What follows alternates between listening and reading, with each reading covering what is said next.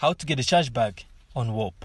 So nobody likes dealing with disputes, but sometimes things go wrong. So a chargeback is basically when you tell your bank, hey, I didn't authorize this payment, or the product wasn't what I expected. But here's the deal. Chargebacks should still be your absolute last resort. So before you request a chargeback, you can try working things out directly first. So simply use Whop's messaging system to explain the issue, and maybe they made a mistake or they're willing to make things right.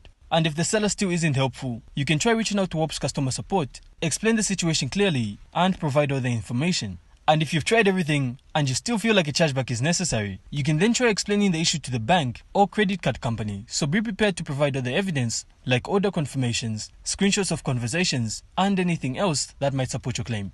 So once you do this, it's likely that they'll guide you through the chargeback process. But do keep in mind, chargebacks do actually have the ability to hurt a seller's business and might stop them from selling on Whop. Secondly, your bank might charge you a fee for processing your chargeback, so it does come at a cost. And your credit card score could also take a hit, as frequent chargebacks can damage your credit. So yeah, chargebacks should actually be your last resort. So always make sure to try and resolve the issue directly first. So just remember, this is all for information's sake and not financial advice. Let us know in the comments what you guys think and if you have any questions. And don't forget to leave a like and subscribe. Then we'll see you in the next one.